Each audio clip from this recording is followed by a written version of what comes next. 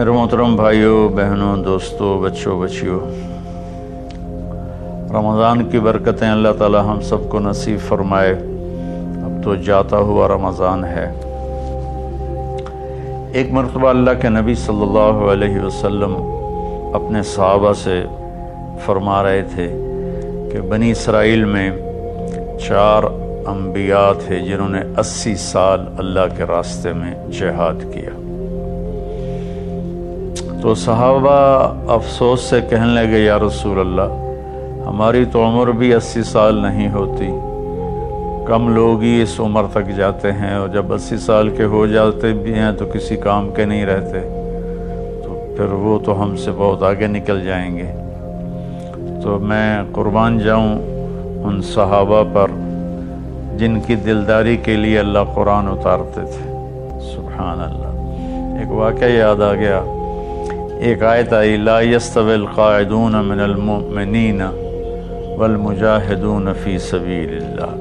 یہ آیت آئی کہ گھر میں بیٹھنے والے اور جہاد کرنے والے برابر نہیں ہیں۔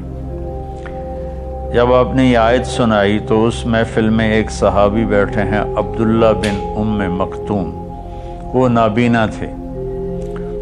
وہ کہنے لگے، یا رسول اللہ، میں تو جہاد کے قابل ہی نہیں ہوں، تو آپ کا رب کہہ رہا ہے کہ گھر میں بیٹھنے والے اور جہاد کرنے والے برابر نہیں، تو مجھے تو اندھا اللہ نے بنایا، تو میں اس نعمت سے محروم ہو گیا، تو میرے لیے کوئی گنجائش نہیں ہے۔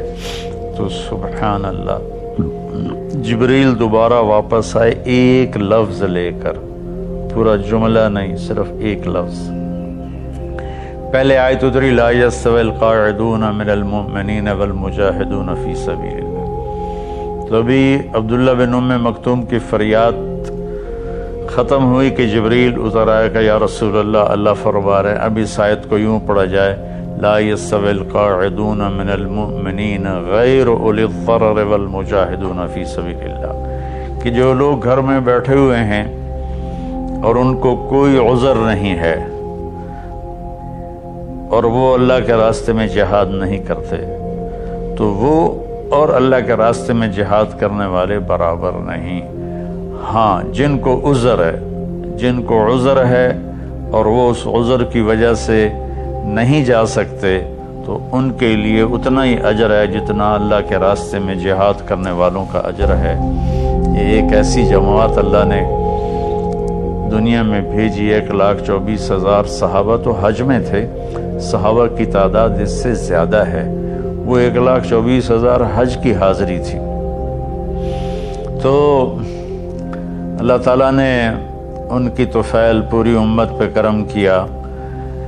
جب وہ غمگین ہوئے کہ ہم تو 80 سال جیتے بھی نہیں، تو ہم ان کے برابر کیسے ہوں گے، تو جبریل آ گئے، یا رسول اللہ، اپنی امت کو ایک خوشخبری دیجیے، انا انزلناہ فی لیلۃ القدر وما ادراک ما لیلۃ القدر لیلۃ القدر خیر من 1000 شہر تنزل الملائکۃ والروح فیہا بإذن ربہم من کل امر سلام ہی حتی مطلع الفجر۔ سبحان اللہ۔ اللہ تعالیٰ نے فرمایا کہ ہم نے قرآن کو لیلۃ القدر میں اتارا۔ آپ پر جو وحی آئی، جس وقت آپ کی عمر 40 سال اور 6 مہینے اور 10 دن تھی۔ یہ 40 سال 6 ماہ 10 دن ہیں چاند کے سسٹم کے لحاظ سے، محرم، صفر، ربیع الاول۔ انگریزی مہینوں کے لحاظ سے آپ کی عمر اس سے بھی کم تھی۔ تو جبریل آئے پیر کی رات غار حرا میں 21 رمضان کہ یا رسول اللہ، اللہ نے آپ کو نبی بنایا۔ پھر وہ روایت الگ ہے، خیر۔ تو اللہ تعالیٰ نے یہ آیت اتاری کہ ہم نے قرآن کو اتارا لیلۃ القدر میں۔ پھر اللہ کہتا ہے، فما ادراک ما لیلۃ القدر، تمہیں کوئی خبر بھی ہے کہ لیلۃ القدر کیا ہے؟ پھر اللہ نے خود جواب دیا، لیلۃ القدر خیر من 1000 شہر، لیلۃ القدر 1 مہینوں کی بندگی سے زیادہ اجر رکھتی ہے۔ 1 رات عبادت کرو تو 1000 مہینوں سے اس کا اجر زیادہ ہے، 83 سال سے بھی اوپر چلا گیا۔ پھر اللہ نے دوبارہ فرمایا کہ لیلۃ القدر کیا ہے؟ تنزل الملائکۃ، اس میں فرشتے اترتے ہیں، والروح، جبریل اترتا ہے، فیہا من کل امر سلام ہی حتی مطلع الفجر، اور یہ فجر کی طلوع فجر تک یہ رات اپنی برکتوں کے ساتھ رہتی ہے۔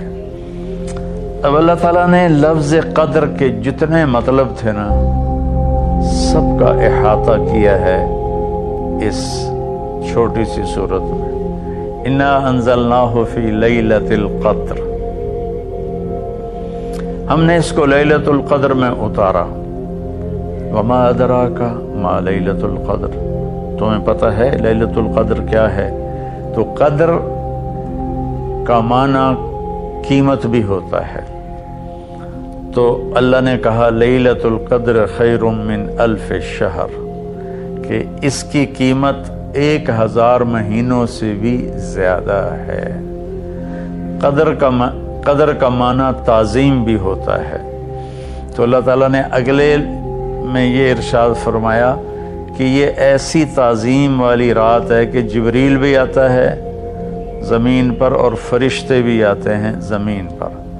قدر کا ایک معنی تنگی بھی ہوتا ہے، فقدر علیہ رزقہ فیقول ربی اہانن، تو اللہ تعالیٰ اسی میں یہ فرما رہے ہیں کہ اس رات زمین پر اتنے فرشتے اترتے ہیں کہ زمین تنگ پڑ جاتی ہے، تنگ پڑ جاتی ہے۔